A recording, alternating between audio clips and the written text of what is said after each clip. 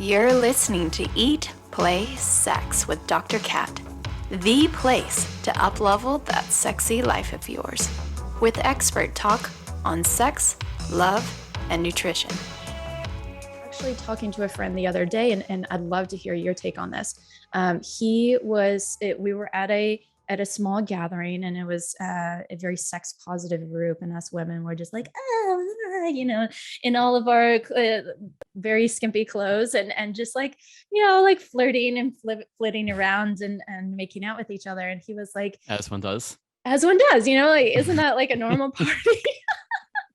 But anyway, he was saying that how for women to be in their sexuality and their expression, that it's a lot more openly in public, that it's a lot more accepted and it's okay in society, versus for men, he feels like he has to be a lot more careful and a lot more just aware of how he expresses his sexuality in public, or how he is in his sexual energy in public space. And while I don't fully agree with him, because I think for women too, that it can bring up a lot of, not feeling safe or not being accepted, or judgment of other women or men even. But I do want to hold space for his experience being a man and having that experience of having to be so careful around it. So how would you comment on that? Yeah, plenty to say. Oh my God, very good. Well, I understand where both of you are coming from in this regards, but historically speaking, the opposite was true. That women had to be very careful in their expression of their sexuality and their sensuality. And I don't want to just put that in the past tense, because there's a lot of truth to that still currently. And the biggest difference here is that the biggest concerns that women have to face around that are not only the various degrees of social judgments, but actual concern for their physical safety. And that is something that by and large, we as men don't typically face in regards to being in our sexuality in that way. It's not completely off the table. Sure. Other men can end up feeling threatened. Notice in both cases, it's the fear or concern of other men that's the other issue here. But the more men today have the fear and concern of being perceived as a predator, a creep. Yeah, I hear that one a lot. And so a lot of men have increasingly just kind of toned down their sexual expression, especially in the wake of the Me Too movement, being like, okay, I don't want to be one of those guys. Yeah. Whether the fear of actually being that guy or simply just being perceived as one of those guys. Yeah. But something is being lost. Yes. And I think that's what this man is speaking to.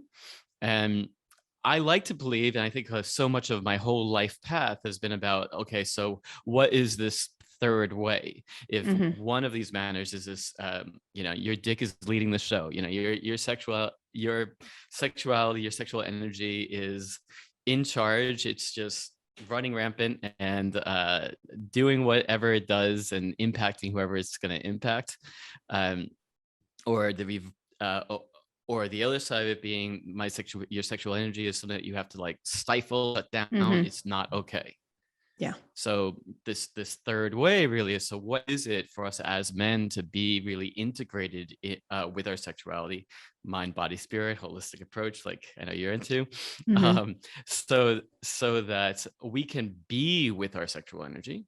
And I think this is a core part of it, where we can be and hold our sexual energy, not needing to do anything with it. Yeah. Not needing to shut it down, simply allow it to be. So that part alone, I found really does have an impact on how you are perceived as a man.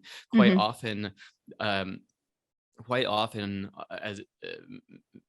men's sexual energy is expressed through a lot of this, it's there's like it's directed after something. Yeah, It's yeah. after something, and too often, m- I'll just personalize it for a moment. It's like my desire making your responsibility, and that's Wait, where what? we that My desire is your responsibility. yeah. Well, I think for a lot of the ways in which men have historically held their sexual energy has Yeah. been like his desire is ends up Yeah. being made your responsibility. That's why you're Ooh. cock tease. Yeah, You know, yeah, that's yeah. why, Yeah, it's my fault. you know, that's why, yeah, exactly. One way or the other, it's your fault. And you know, this aspect of just being able to be and hold your sexual energy. This is like, this Yeah. is mine. Yeah, My yeah. sexual energy, my desire, my turn on, my Yeah. cock, my erection, my whatever, it's mine. Yeah. It's my responsibility. It's mine to enjoy. Uh-huh. And like this notion of being turned on, I love this phrase because you know, it's like an electrical switch outlet. Yeah. You turn it on and there's a sudden surge of electricity through it. The lights turn on in the Yeah. same way when you know, getting onto this podcast with you and or watching you on here or listening to that voice of yours, to feel this turn on in the body. Just figure I'd personalize it. Feel this turn on in the body, this sudden like increase of energy moving through this body, this increase of feeling like lit up, suddenly you feel more alive.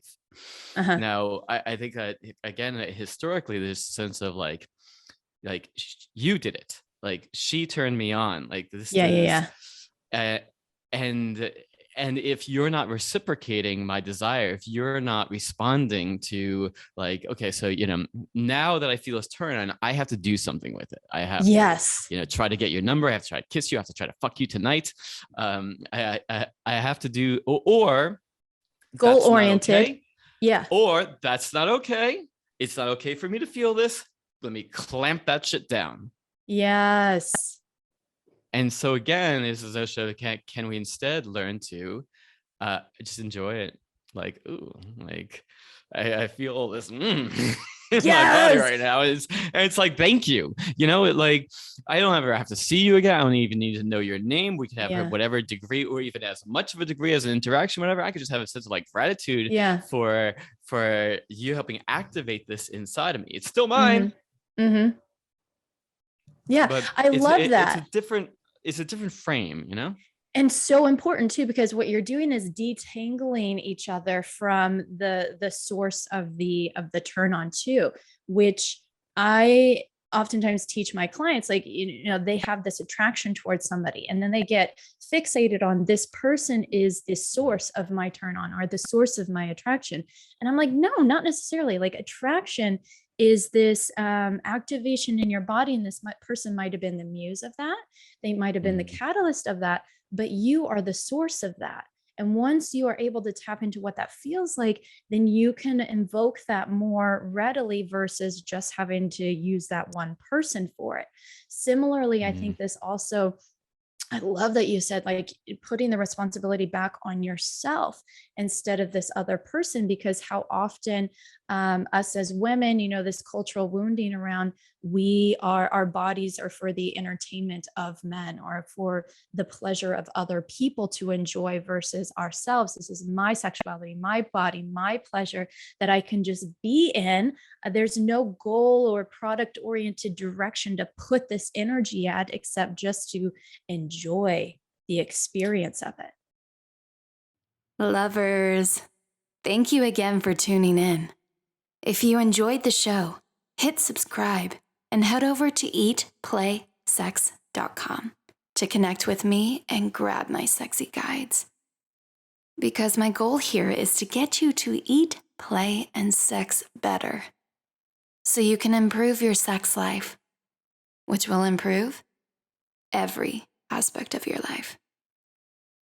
Until next time, keep it sexy.